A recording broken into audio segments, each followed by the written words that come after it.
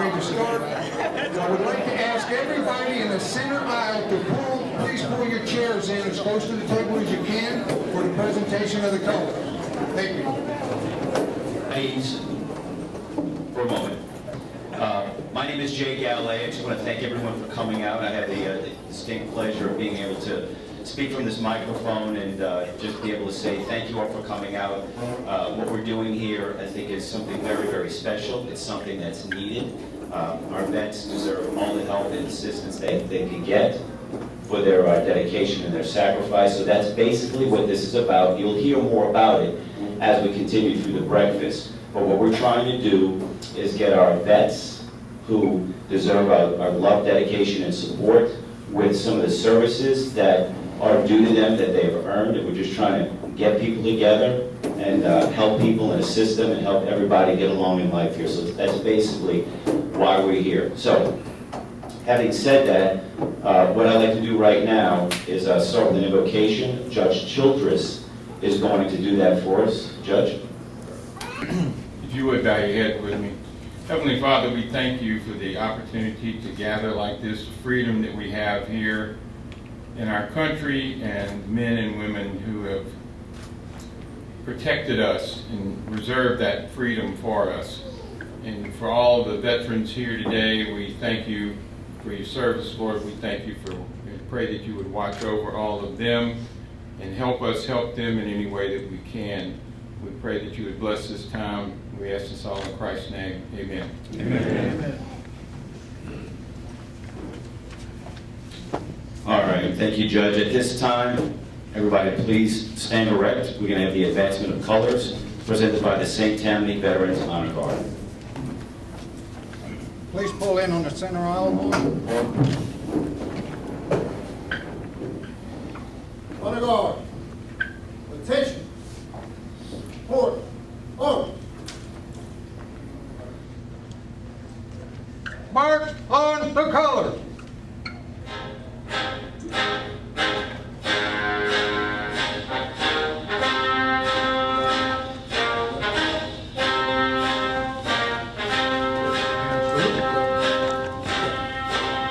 Honor Guard. Halt. About color.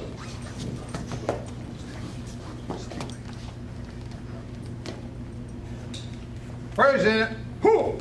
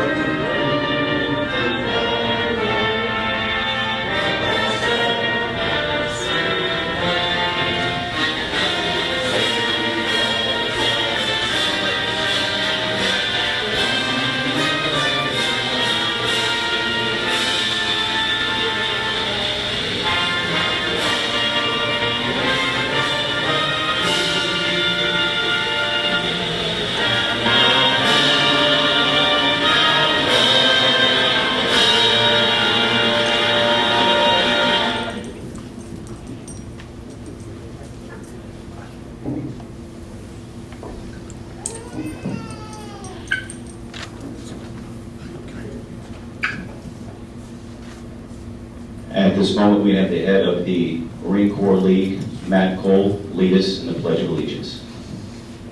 Ladies and gentlemen, please join me in our Pledge of Allegiance. I pledge allegiance to the flag of the United States of America and to the republic for which it stands, one nation, under God, indivisible, with liberty and justice for all. Hard, pull!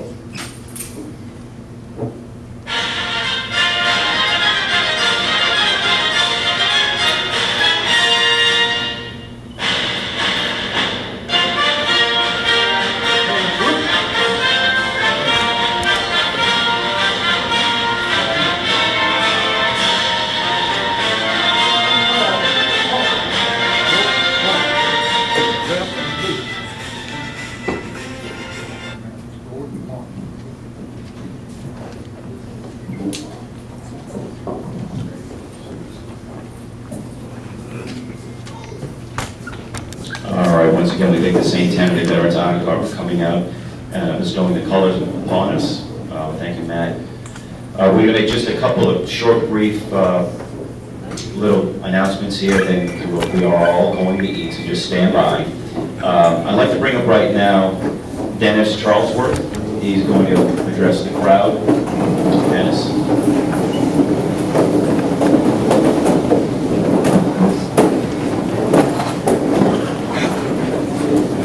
Good morning. Welcome, everyone. I'm pleased to see such a terrific turnout for the inaugural military breakfast organized by the North Shore Veterans Network. I'm Dennis Charlesworth. I'm past commander of Robert H. Burns, American Legion Post 16, and currently the first vice commander.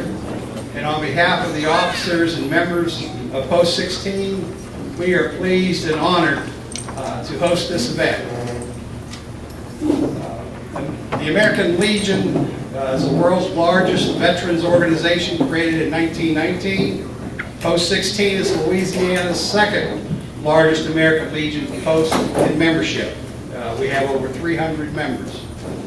Our mission is to serve veterans, their families, as well as the community. And we're very proud of our active role in the community and the activities and with the creative partnerships that we have with a wide assortment of military and community groups.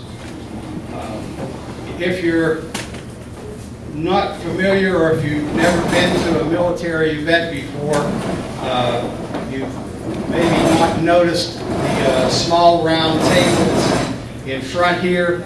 That's always set but is never occupied.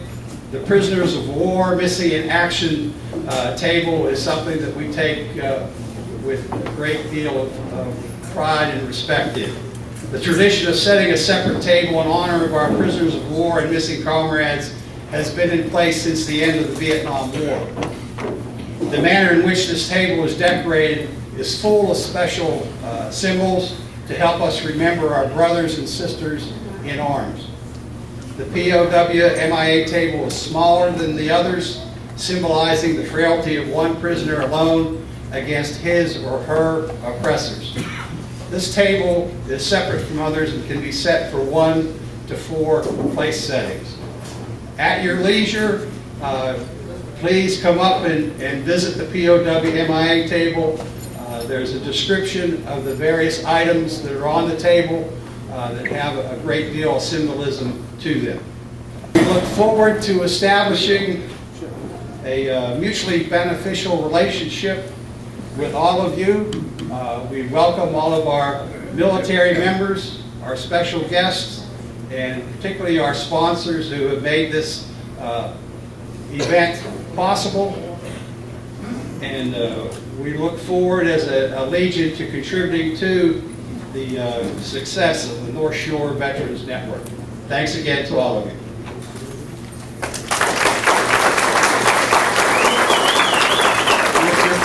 Wondering what we're going to have to eat this morning, so I was handed this.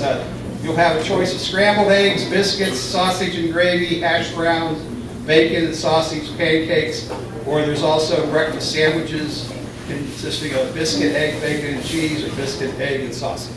Thank you. All right, thank you, Dennis. Is Joseph here? Joseph Hunks? Joe's going to talk about the post for a little while. Thank you, Jay. Appreciate all of you for coming today. My name is Joseph Hunts. I am the commander of Post 16, and welcome to our first inaugural breakfast. Hopefully it is the first of many to come. It's mostly important that our veterans came here today. I know on my way in, maybe you have noticed too, the amount of cars on the road with military license plates, and I just couldn't help but be filled with pride because I knew that they were coming here. So thank you all for coming. It's about our veterans today. It's about camaraderie. It's just coming here and spending time with each other, getting to know a fellow veteran, maybe from another city or region. We're going to keep on doing this and bringing you guys here to either have breakfast at our post or become a member or just meet a new friend and have somebody to talk to and share those intimate feelings with. And only another veteran can understand truly. So that's what we're looking to do here, is make those relationships possible. A little history about the American Legion. It was chartered by Congress in 1919, as my first vice mentioned. It's a patriotic veterans organization focusing on service to veterans, service members, and communities. The Legion evolved from a group of war-weary veterans of World War I into one of the most influential nonprofit groups in the United States. Membership swiftly grew to over 1 million, and local posts sprang up across the country. Today, membership stands at nearly 2 million and more than 13,000 posts worldwide. The posts are organized into 55 departments, one each for the 50 states, along with the District of Columbia, Puerto Rico, France, Mexico, and the Philippines. Over the years, the Legion has influenced considerable social change in America, won hundreds of benefits for veterans, and produced many important programs for children and youth. So with that, I'd like to, again, thank you all for coming. Thank you to our veterans. Thank you to our special guests and our dignitaries for coming and showing your support. We truly appreciate you being here today. Thank you.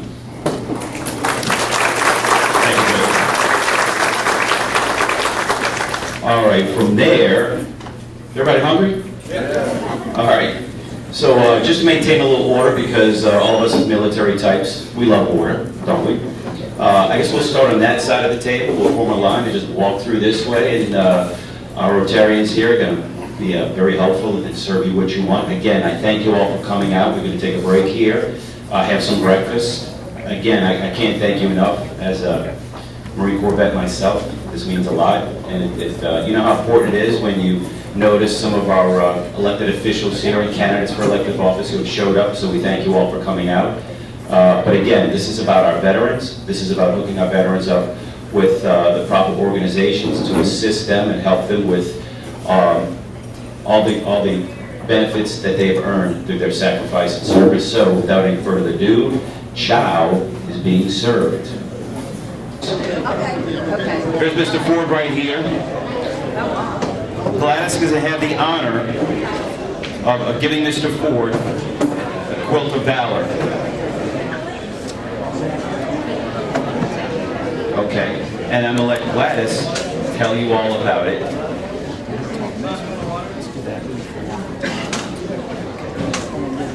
Okay, my name is Maureen, and this is Gladys, and we're quilters. And we're loosely affiliated with a national foundation called the Quilt of Valor Foundation. And this group was started by Catherine Roberts in 2003 in honor of her son, Nat. And she noticed that he was very sad and still affected after coming back from the war. So she made him a quilt and wrapped him in comfort, healing, and love. So that's the mission of our national organization, and each of our guilds nationwide try to follow her example. And so this quilt is being presented to Mr. Sam Ford, a veteran of World War II. And Gladys made this quilt for him.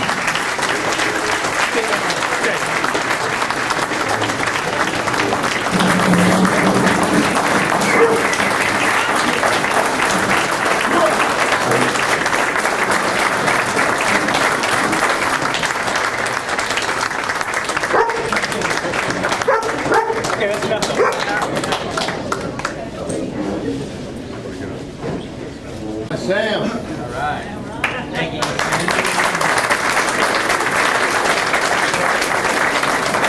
Okay, and if we have any other World War II veterans would like to get your name and start working on a quilt for you. Gladys is local. I'm from Livingston Parish, and I'm a member of a Baton Rouge Guild. And we serve 3 parishes in our guild. And we make about 25 or 30 quilts per year to donate to veterans in our area. And then in our group, we also donate to foster children. We make quilts every month to donate to foster children. And Gladys is interested in starting a guild, which is a group of quilters who get together once a month and work on service projects and on their own individual quilts as well. So thank you for letting us present today.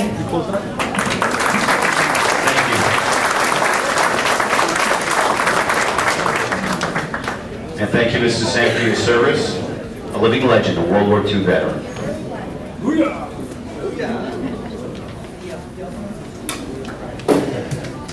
And as well as Mr. Woodward, I believe we do have an additional World War II veteran and a Korean War veteran. Wasn't able to make it? Okay, well, he will be presented at one point, Operation Gratitude. We'll extend that to him. Okay, moving right along. All right, so we're going to introduce Grant Kilson. Is that right? Are you Grant? I'm meeting all these fabulous people for the first time. It's my distinct honor and pleasure. Grant is going to be receiving an award, as well as Andrew, who could not be here this morning, but I'm going to turn it over to our postman.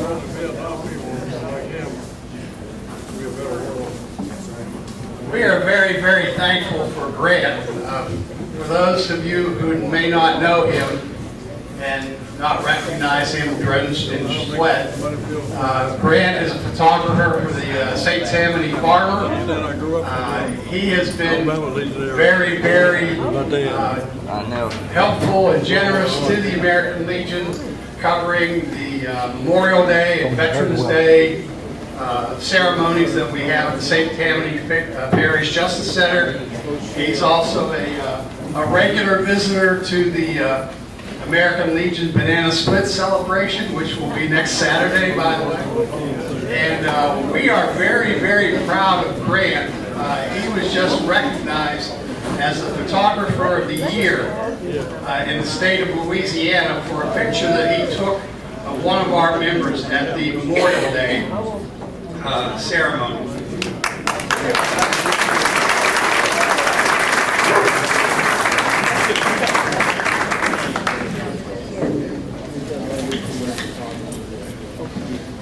And I have a certificate of appreciation for Grant.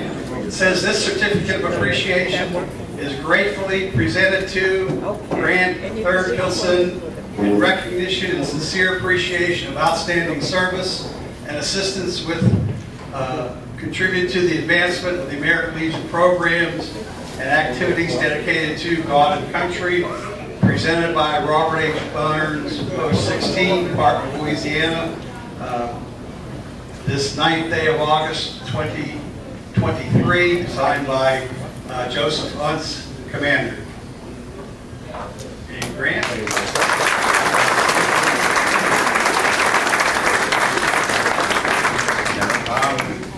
It's really not hard to take a good picture of someone who is so passionate about their country. So it wasn't really that difficult of a deal for me. I would like to say Andrew couldn't be here, and he's sorry he couldn't, but it's Andrew who really sends me to these assignments. He's the one that makes them, and I've been working since 1984. I've worked across the country, and I have never gotten so many law enforcement and veterans assignments from anybody else than Andrew. I think he has a very deep love for the veterans and the law enforcement administration. So it's really about him that this is for, and he does such a good job. He works his tail off, and I call him Mr. St. Tammany because he knows everybody around and he works with everybody. So really thanks to Andrew for me for giving me this assignment, and I really enjoy photographing all these things. In all honesty, I've been waiting for somebody from the podium to sit there and say, could you please just sit down and stay still for 1 minute while we do this presentation? because I'm always looking for the best angle and I'm wandering around. So anyway, thank you very much. It's an honor to even be in your presence, just not just to photograph you, and I hope you all have a great morning. Thank you.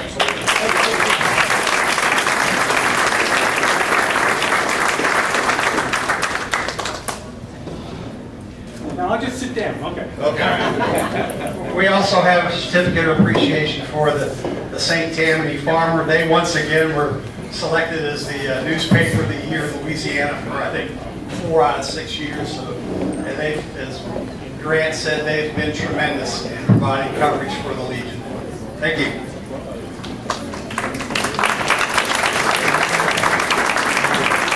Thank you, Dennis.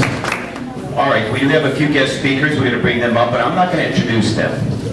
The person I'm going to introduce next is a woman by the name of Jennifer Carrigan. And without her efforts, her will, her determination, and her focus, this probably wouldn't have happened. So I'm going to introduce Jennifer. This is her brainchild. The Northrop Veterans Network is something that Jennifer had thought of. Jennifer has a personal stake in this, as most of us do, as a lot of us do. And Jennifer is a woman of action, and I have great respect for her. Ladies and gentlemen, Jennifer Carroll. Be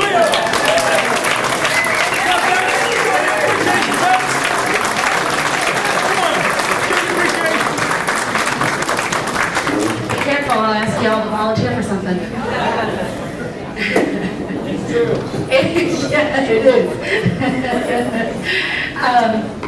Thank you for being here.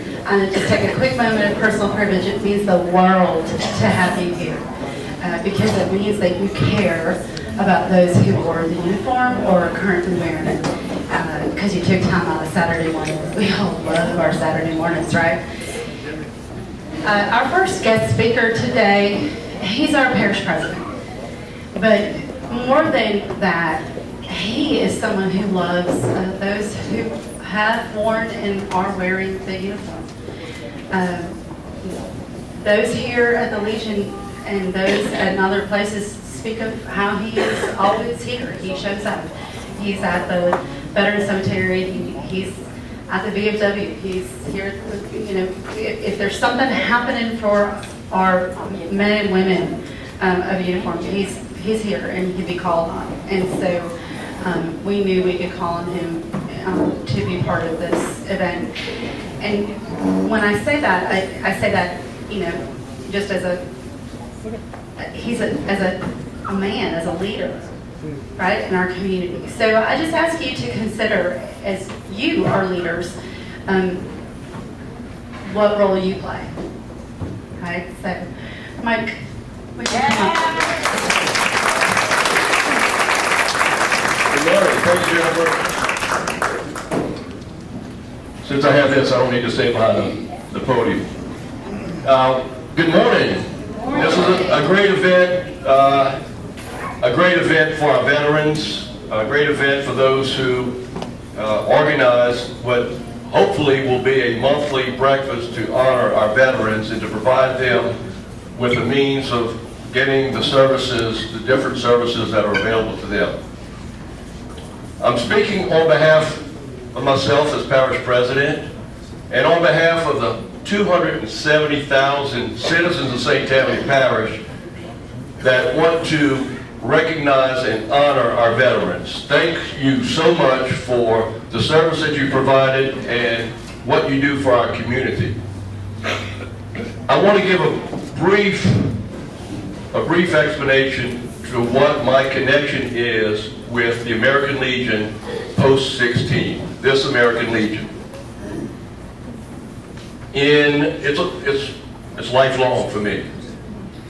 My dad is a veteran. My dad was in the Korean conflict, and he served and trained at Fort Benning, Georgia. And in 1952, he married my mother. My mother was from Madisonville, my dad was from Covington, generations from Covington. In 1953, I was born. In 1954, my dad was elected commander of Post 16, American Legion, here in Covington. He was one of the first commanders of the American Legion Post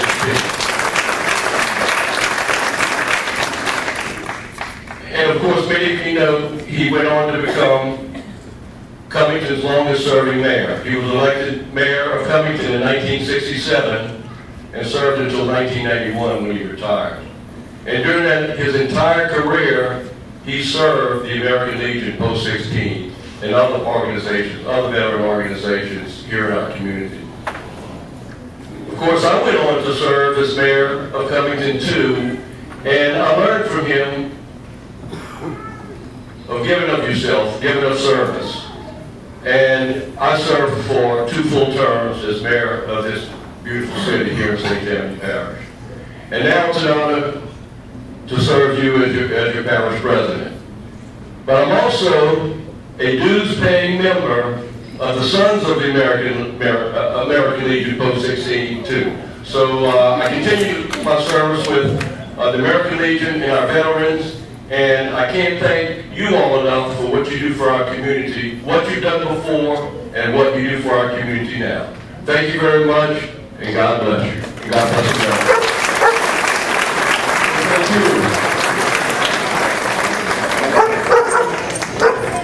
Even the dog knows it. It's always good when the dog agrees.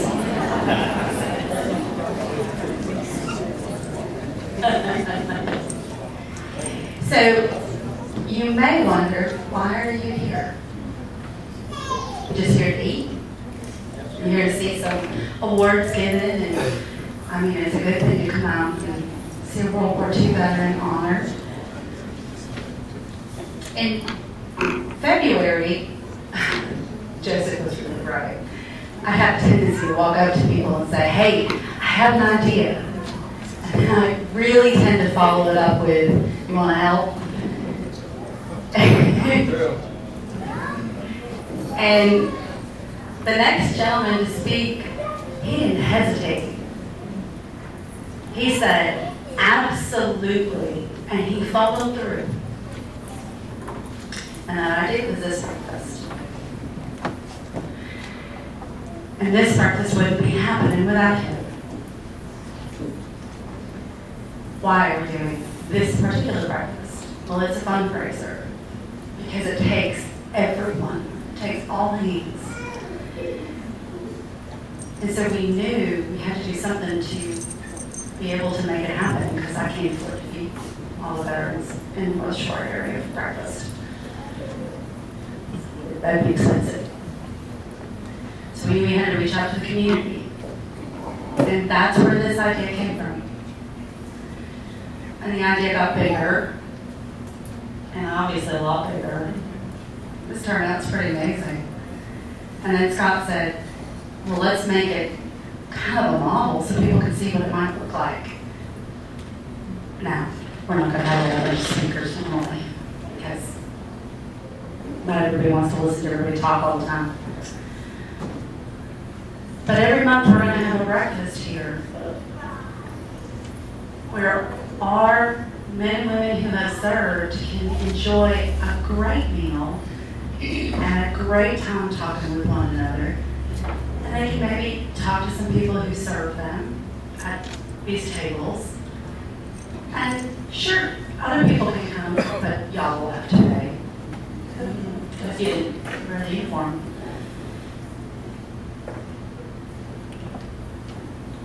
So right now, what I'd like to do is I would like to introduce you to the person who, when I brought this crazy idea up to him, standing in the doorway of the Fleur-de-Lis in Mandeville, and said, what do you think?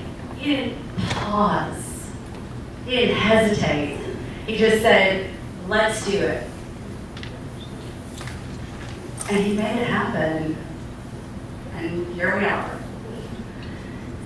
So, he's done a lot of things in his life. He's a lot of things to a lot of people. But for me, he's a friend. He's somebody that I trust. And a terrific partner in this venture. So I would like to introduce to you Major Scott Nowicki, retired. And in case you didn't know, on-star recipient.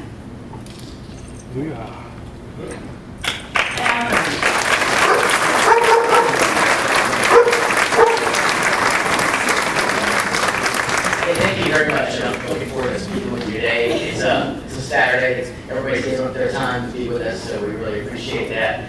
I have learned that if Jen's around, hide, and if she does catch you, you say yes. So I'm thanking Jen for the great introduction. How did this start? She said mentioned February, but around that same time, I was asked to give a talk to Republican professional women at St. Tammany, and they asked me what it's like to be a veteran. What does it mean? And I struggled with it. And I struggled with it for about a week. I thought about it. On the way to the meeting, I figured out what I was going to do. And I was just going to tell a story. So veterans have a lot of different experiences out there. They've had the harshest conditions. They've been in combat, peacekeeping, peacetime military, everything that you could throw out, heavy equipment, ships, aircraft. It's a very dangerous business. There's a lot of emotions that you go through when you're serving.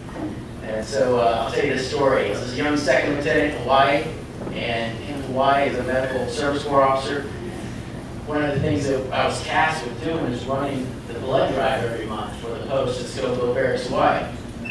So we had goals that we needed to reach every month to reach the number of units of blood that we needed, and we served all of the Pacific in medical support. So we needed a large number of units for blood every month, and it was always a struggle to get soldiers to come to the blood drive, donate their time and their blood every month. It just was very difficult to do.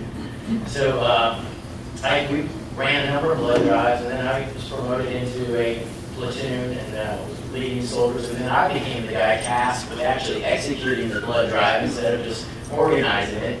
And my friend switched roles with me, so he called me one day and says, "Hey, we have this emergency blood drive." I said, "We just had one last week. How are we going to do this?" He says, "Hey, you got to do it. There's no choice. We have a big goal.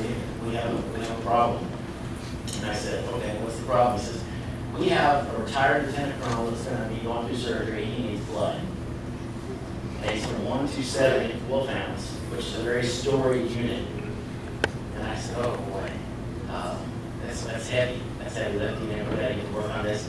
So I went out to my NCOs. I said, "Here's what we got. Got to make this happen." They made flyers. We put them all over the post. We had lines going out the door. People were giving blood. It was amazing. So the hospital that was taking the blood was there, and they just shut it off after about an hour. And we had lieutenant colonels and others in the back of the line trying to get blood, and they said, "Hey, Lieutenant, what's going on?" I said, I don't know.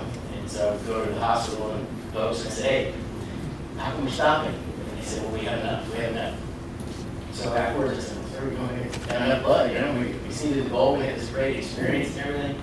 And I go back and I say, "Hey, we met the goal. We're done."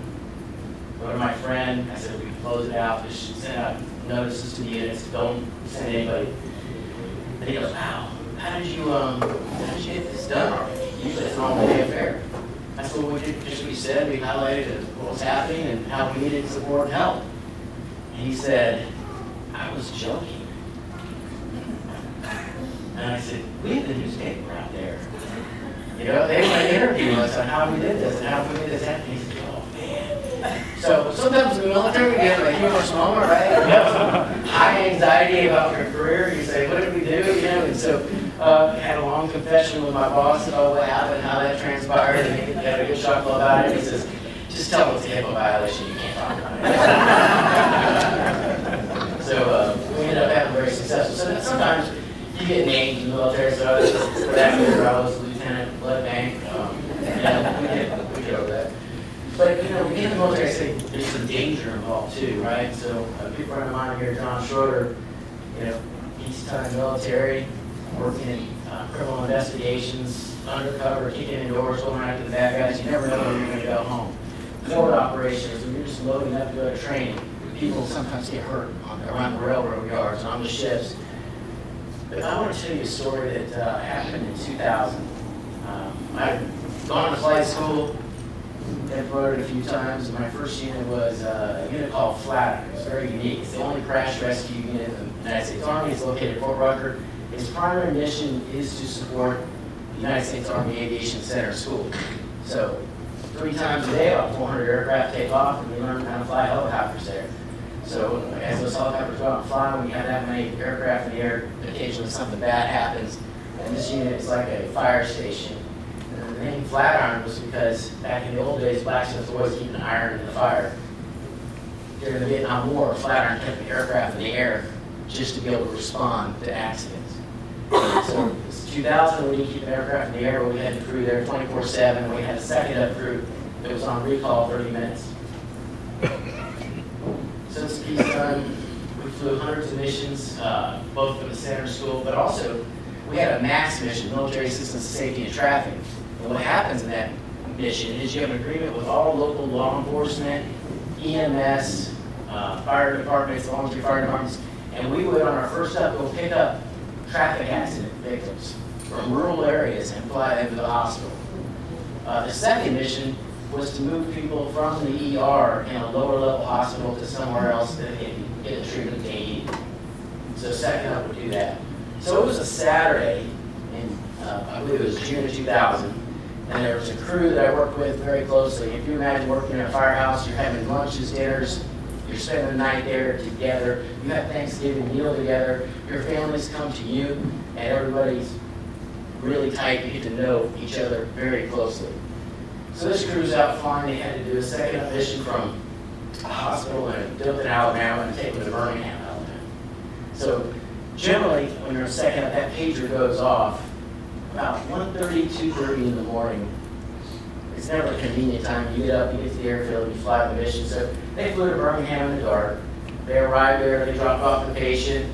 They went over to the Birmingham airport, got gas, came back to the hospital, picked up the flight medic, and they're flying back. And if you can imagine, it's June, it's hot, doors are open in the back of the helicopter, the breeze is coming in, you're probably zoning in and out a little bit in the back. Pilots are working hard, watching, and maybe having a little back and forth banter in the aircraft as you fly the mission back home. And you know as soon as you land, you're off. You have another couple days, it's just going to be your time, so you're probably pretty excited about that. There was a loud bang in the aircraft. The aircraft immediately yawed 90 degrees. The gentleman that worked for me, a specialist, Paul DeWitt, was sitting in the back. He's a firefighter. And the pilot said, "There's something wrong with the tail rotor." And he said, "There is something wrong with the tail rotor. I saw the whole tail, the vertical fin, come off the tail loop and fly away." This aircraft immediately started pitching into a turn. They're over a wooded area, and they're descending. The crew, one was an ex-Vietnam pilot, probably saved the entire crew by responding appropriately. They found a small hover hole in the trees, and they went for that little spot. And just as they got to the top of the trees, the rotor blade started hitting and knocking off sections of the rotor blade as well as the tree, and it fell about 30 feet to the ground. The rotor was not in balance at that point and came through the cockpit of the aircraft and injured the 2 pilots up front. The medic in the back, the one that you would hope would make it and be fine, he didn't survive. He had a broken back, so he immediately gets out of the aircraft, stands up, falls down right there on the ground. Left the firefighter in the back is the only one. He pulled the 2 pilots out. He started CPR, or not CPR, first aid, started putting bandages on the injuries, and it just so happened that there was a local EMT firefighter station that was having their morning training and saw the aircraft going into the trees. And so they responded probably within 15 minutes. But this young firefighter is about 24 years old. He's working on all 3 of the crew and doing everything he can. This gentleman was an outgoing soldier. So a year later, everybody survives. They get the Broken Wing Award. They're heroes. He's a hero. He's the one that saved the other 3 on the aircraft. But he changed. He was not as outgoing. And he worked for me. So I noticed that And I could see the change in him. So he said, sir, I'm done. I've served my time. I feel like my life was at risk. I've served my nation, and I'm going to go become a civilian and go back to school. So we became tight. We all stayed together, especially the flight medics, the firefighters. They kept in touch with him. He went to school. He just kind of felt a little disconnected. He's an older student in college. He felt disconnected from us, and so eventually we all lost contact with him. So why I tell you that story is so many of our veterans come back from the service and they feel kind of left out. They don't know how to act, how to share their experiences. How do you give a presentation about service, what it means, what you've experienced? When we came back from Iraq, we had 181 soldiers we brought back safely. In 2 years' time, we lost 3 to suicide. And we hear the stories about 22 soldiers committing suicide a day. There's 293,000 on the top end if you Google Louisiana veterans. And so what today is about making sure that our veterans and our community connect. And I'm so excited to see that there's so many people here today. And the North Shore Veterans Network is designed to amplify, market, and really publicize all the services that the community here offers. And I felt nothing but support since I've been here as a veteran and a resident of St. Tammany. But we need to do more than that. And so I'm asking you today to take a look at what we've done here today. This was supposed to be like a dress rehearsal for those that provide support to veterans in some way. And we do have a number of veterans here, and that's great.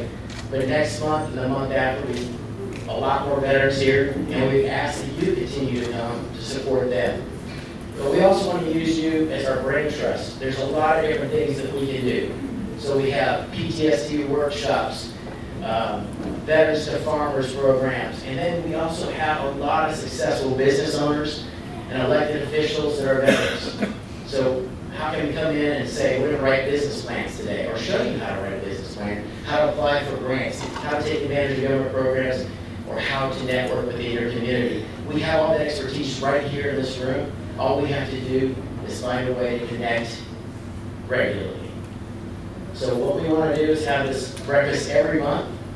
Everybody's invited. It's low cost if you're not a veteran, and it's free to all veterans. So I thank you for your time this morning. I really appreciate it. It's a great way to show our support to veterans, and let's keep it going. Thank you.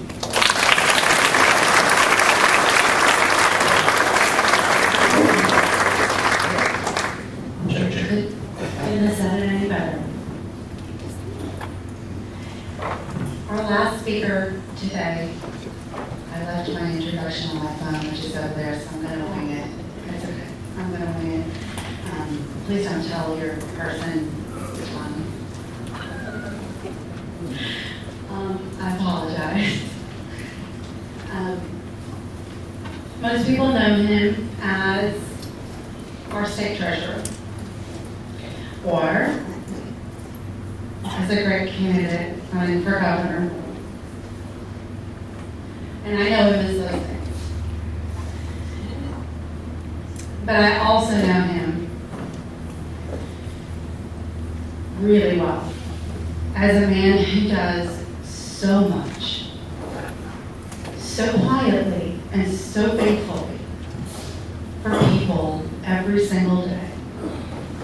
He's the first person that so many people call to help veterans, hurricane victims, just pretty much anybody. When Hurricane Ida swept through, John was collecting everything in his backyard, leaving the gate open. And those of us that knew him knew to take a step over there and just drop it off in his backyard under the shelter, because that's who he is. And he was taking it down to Green Isle and all points south. I figured he'd have to replace his vehicle, but I bet he didn't. He's well known in this community as, at the drop of a hat, being the first person to call when somebody needs help in the veterans community, because he will always show up without hesitation. He also has a deep respect for the abilities of another human being to work and to pull themselves up by their own capabilities when given the right tools. I've not met many people like John Schroeder, honestly. So I would like to introduce our final speaker as a man who I respect deeply for his integrity and his honesty, but also for just the way he treats other people. Woo! Thank you.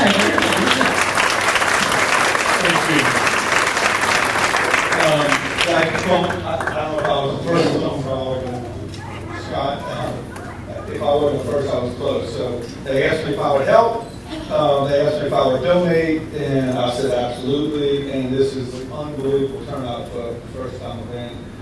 Then Scott's right, you can't tell Jennifer that. So look, just real quick, a couple things. I am a Army veteran. I served with the 101st Airborne Division. I was a infantry military intelligence CID agent. I've been in public office now 15 out of the last 16 years. I served this region as a state representative, and I have been your state treasurer now 6 years come November. I have been very involved in the veterans community. The great thing about being state treasurer, or my wife would say the bad thing about being state treasurer, I get more phone calls about stuff that has nothing to do with what I do. Judge, right? It's amazing. From veterans issues, hurricane issues, you name it, and I'm not even a past president. But, the great thing about serving and being where I'm at, I can connect dots. I don't see the dots as good as I used to, but I can connect dots, and it's great being able to do that and helping people. So I got a couple things that I want to do when I was asked to come speak. In no particular order, I want to do something first. If you're a veteran, stand, please.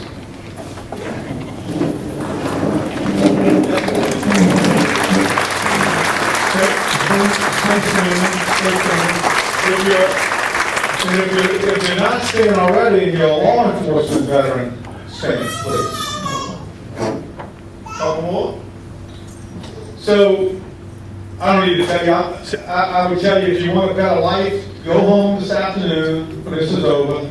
Go into your den, go into your master bedroom, go in your office, take the TV down, and go put it out by the trash. And you'll have a much better life. Early this year, actually coming out of last year, I got really sick about all of the anti-law enforcement crap. And I'm the national chairman right now with the Treasurers Association, and I'm in Pennsylvania and meeting, we're at a conference, and I'm meeting this new state treasurer that was just elected in Pennsylvania. Now, those that know my wife, she says she's 5 foot, she's really about 4'11", and this state treasurer comes up to me, she's about this tall. She sticks out a hand, shakes my hand, and she almost breaks my hand. And I introduced myself. She said, I know exactly who you are. You're the treasurer of Louisiana, and you're a former CID agent. And she said, I'm a retired full-bird colonel, 3 tours of Iraq and people. And hands me a challenge for me. So I said, you know what?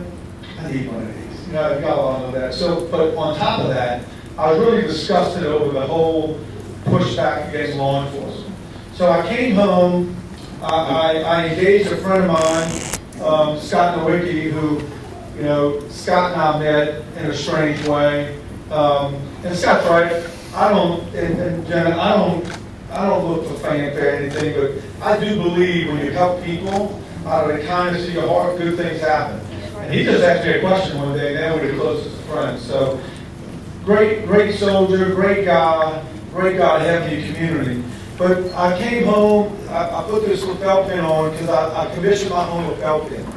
And I got a couple guys going to walk around and hand each of you one. I just want to read, because if your eyes are like mine, you're not going to be able to read it on what's on the American flag on it. But I did this in your honor, and it was a privilege to serve both as a narcotics agent and a CID agent in the Army. My retina hemorrhage when I was about 29. Things didn't turn out so bad. Now I manage about $60 billion for you. So I'm going to read this real quick. Few call this man the willingness to sacrifice and put oneself in harm's way for the safety of others. This sacrifice of service is often carried out with little fanfare, but our law enforcement officers and military do so daily. As a former Army soldier, CID agent, and Sheriff's Narcotics detective, I understand firsthand the sacrifice made by men and women who put the uniform on every day. As a binding emblem of our shared experience in this service to others and symbol of gratitude, I commission this folded American flag lapel pin in recognition of your sacrifice and unwavering dedication to your communities and our country. Thank you for your service. If you don't want to stay free, you need to press out. Scott actually helped me design and come up with this, so I appreciate that. So while they pass them out, let me just say a couple things real quick. We have over 300,000 veterans in Louisiana now. Unbelievable amount. And when the hospital was finished, more coming, more are selling. A lot of them are selling right here in St. Manufacturing. But guys, it gives me goosebumps. The phone calls I get, and Judge Wright, you call me, I'm coming. I don't care day, night, as long as God lets me, I'm coming to help, if I can. It's amazing to me how many problems we have in the veterans community. And I look around the room, and I'm sure you might all have issues, but ladies and gentlemen, they're not in this room. And let me tell you why we need you. Because never before, when you go look at our population of homeless people, I have a really, really close friend of mine that I met, the African-American preacher, Baptist preacher. 4 days a week he's under the bridges feeding homeless people in the city. And he told me a couple months ago that the majority of them, if not at least half, veterans. They're sick, they have mental health problems, which is a huge problem in this state, in mental health. So let me tell you, if you take anything away from it, and one reason I said I would help and do whatever I could do as state treasurer, before you leave today, there's these cards out front. There's over $1 billion in unclaimed property that belongs to citizens of Louisiana. And now we go to just about every veteran event around the state now. I send at least one person to look this up. It's very easy to do.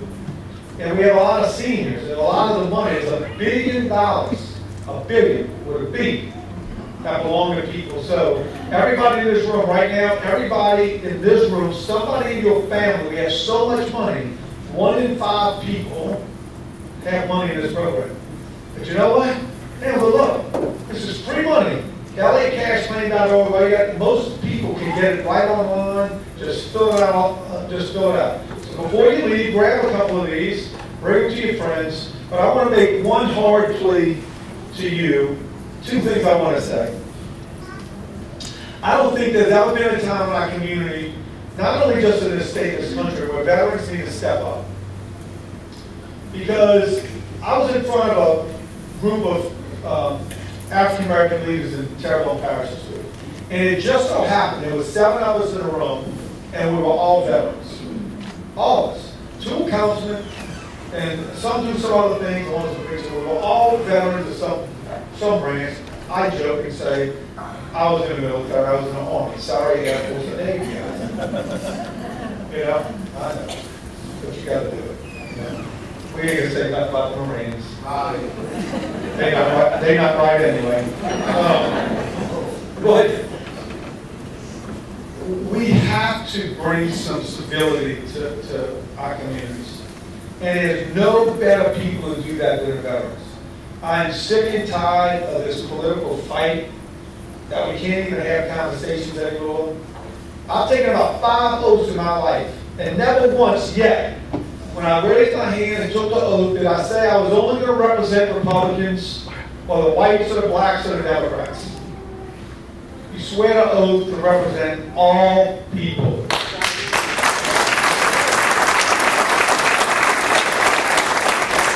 There's no better example than that than our veterans. So ladies and gentlemen, I ask you and I plead with you, get involved. Because if you don't, we're going to hell in a handbasket. Now my glass is half full. I wake up every day and mysteriously the glass is half full. Okay? But there's a lot you can do. I'm only one person, and I only have 2 phones. Most people call my personal phone. There's a lot you can do to help veterans around the state, from volunteering to go help this man on the bridge. Let me just tell you real quick what this guy does every week. He sells meals. He's probably not going to like that I say this. He goes and buys food, makes meals, goes home with his wife and daughter in a plus, cooks meals, puts them in the plastic containers, sends out text messages and sells them for $10 a piece. People come from all over St. Charles, St. John, St. James Parish, buy those meals. He gets the money, and it's just a cycle. They go out, they cook food, real food, and bring it to the homeless. But before they get to eat, I can show you pictures. They line up, and before they can eat, they got to say grace before meals. But the grace before meals is a little more than just blessings of the Lord and things like this, right? Because these men and women are sick, they got problems, and many of them you can't get them off the street. This man, you talk about somebody who needed help. I told him this other day. I took him to Dot's Diner at the church. I said, when the campaign's over, I'm going to help you. He looks at me and he says, people come help me all the time.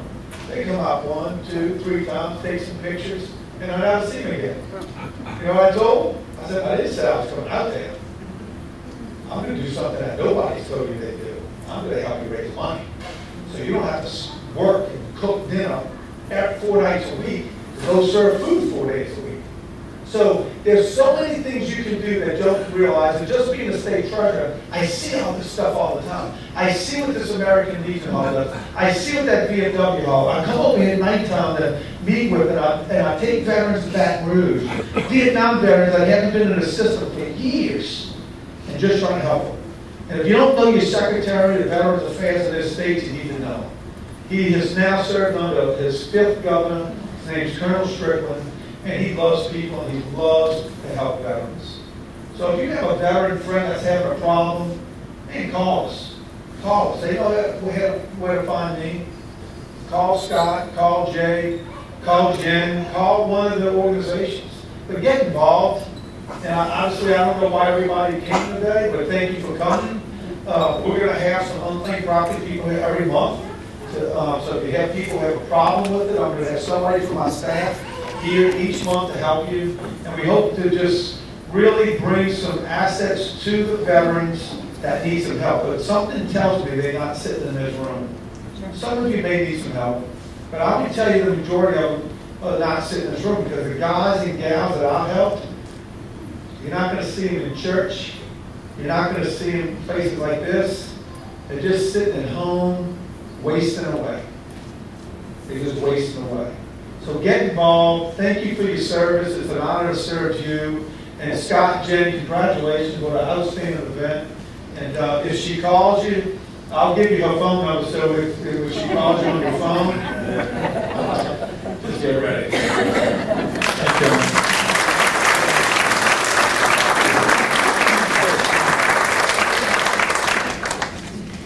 Should be walking my phone number, y'all. We have one last thing on our program, and it's a very special acknowledgement. Matter of fact, we have like a whole set of tables here full of people who came for this.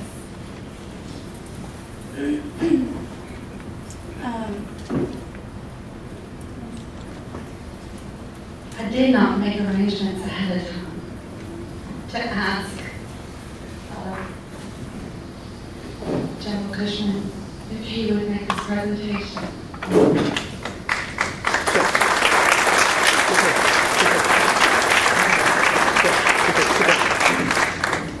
It was my understanding that he wanted. It's okay. Unaccustomed as I am. Stay.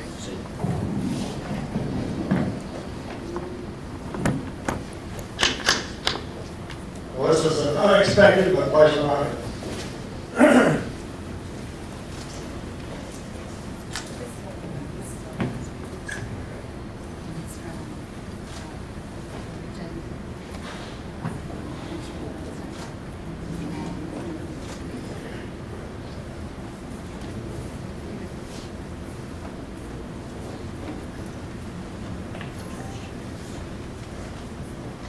So the year was 2014, and the place was Buffalo, New York. And there was a judge that had a particularly, maybe it wasn't a difficult trial going on, but it was certainly one that was confusing to him. And he noticed that in the courtroom were a couple of his friends who just happened to be veterans. And at one point he stopped the proceedings and asked the two veterans to meet in his chambers. And we got in there and he says, "What is going on?" So the defendant was a veteran. And these two fellows explained to the judge how this person was most likely suffering from PTSD, traumatic brain injury, or some other form of mental illness. And the punchline on this short story is that he started Veterans Court on April the 1st, 2017. Judge Childress and a lot of other folks that worked very hard launched the Veterans Court in the 22nd Judicial District. And since that time has been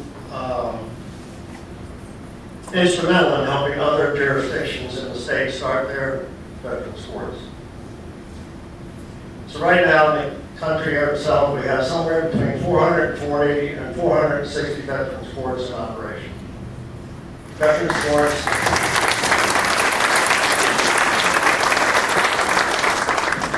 Courts that are treating our veterans, keeping them out of jail and in treatment. So yes, we have a special presentation to express our appreciation to Judge Torres for all that he's done for the veterans that have come through our Veterans Court. Intending that every one of those would be given full opportunity to put their lives back together again, and more importantly, in many cases, families. People ask us all the time, well, how do you actually measure your success? And of course, the quick answer is you just measure recidivism. We like to think the best way to do it is take a look at the families that have been rebuilt. Judge Childress has indeed epitomized the spirit and is a community hero here in our jurisdiction, both Washington Parish and Centennial.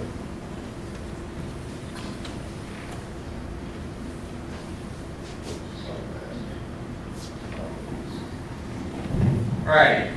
Judge Childress, would you please come forward?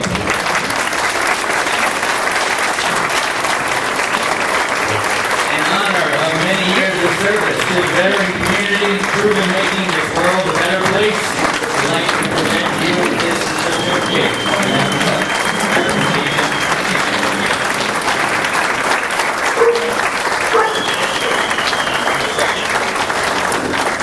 Thank you. Please have a seat. I am honored to be here today and receive this, but I'm not receiving this on my behalf. I'm receiving this on behalf of my team, because I'm just kind of like the figurehead, and I show up, get to yell and scream and, act very proud of some of our vets, and some of them we have to kind of put the hammer on a little bit, but I'm just there. But these people over here do all the hard work behind the scene. So I don't want to take away from their glory. Kathy, will you stand up? Come on, stand up. It's not going to hurt. She's our case manager, so she is like the mother hen of Veterans Court and gets to talk to most of our vets weekly, if not daily at times. But without her, we would not be able to carry on. Shannon, she heads up the specialty courts. We have a number of specialty courts in the 22nd Judicial District, and she's very responsible for keeping us running and keeping our budgets kind of creeping along and helping us get everything set up. So we couldn't do anything without her. David, if you want to stand up, he's one of our probation officers who apparently that dog likes a lot. And he and some of his other probation officers have the opportunity to go check up on our veterans and make sure that they are behaving themselves. My staff attorney, Holly, is here. She helps me well, actually, she tries to keep me in line most of the time, and I appreciate that. And Mike, you're in it. He heads up our mentor group.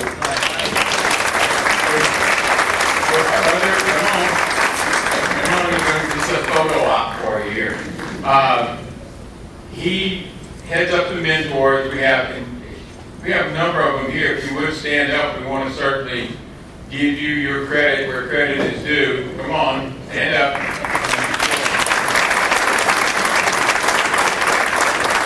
These men and women who mentor come alongside our vets and try to just be another helping hand for them and try to make sure that they realize that they've got somebody else looking out for them too. Did I miss anybody? Pardon me? Well, of course, the general, where is he? Get him in this picture. General, sir. Over here, please. I get to order around the general, which is, I don't know what that makes me, but he is the glue that kind of holds us all together, and we'd be lost without him. So whenever I go around and talk to people about Veterans Court, I said, if you want to start a Veterans Court, the first thing you have to do is make sure you have a population to support it, which in St. Tammany, I think we have, 28,000 veterans or something like that. And that's not counting Washington Barracks, so we have plenty of population. And then you got to put your team together, and then you got to find a retired general who will kind of run the program for you or keep everybody in line. So I accept this on behalf of all of this team and some who aren't here with us. And our goal all along is to make sure that we give back to our vets who gave so much for us.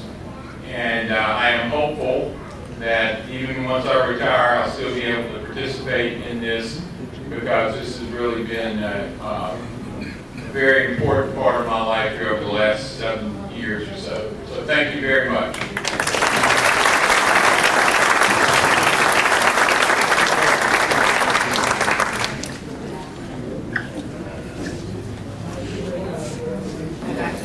All right, y'all, I just want to offer a little closing thought for you, and then, no?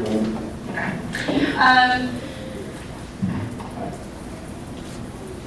As you leave today, I would like to ask you to do something for me. We desire that the breakfasts going forward, they're not only speakers, right? We'll just have a simple opening. The breakfast going forward will just be a community breakfast for our veterans. This was a special event to raise money to sustain the breakfasts for quite some time, we hope. So going forward, simple breakfast, focused on our veterans. This is my ask. Would you consider that if today when you came, you felt compelled by the vision that we've offered you to share with others what the vision, the message that we've offered to you, because what we've raised so far is only going to go so far. And it will take a sustained effort for us to continue to do this. Would you also consider, if you would like to be able to be aware of the calendar of breakfasts, going to our website, which is northshoreveteransnetwork.org, and simply just subscribing so that we can make sure you're included in invitations. And then my last request, this turnout was so amazing, but our future breakfast. It'd be great to have a good head count. So we're going to try to get a good RSVP for this.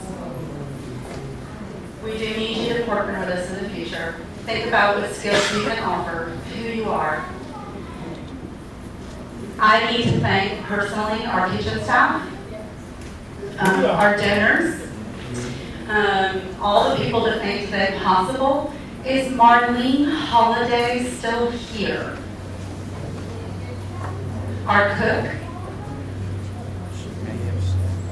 If she stepped up, I just want you to remember that name. She's extraordinary.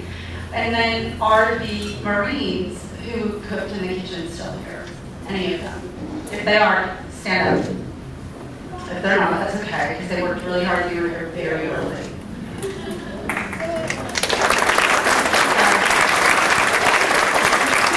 I need to tell you, they did an amazing job, did they not? So, just an amazing crew of people. We just had help coming from all directions to make today happen. So, thank you for being here. Joseph, would you close us out with a word of prayer? All right, would everyone please stand? Move your covers. Join me in a moment of prayer.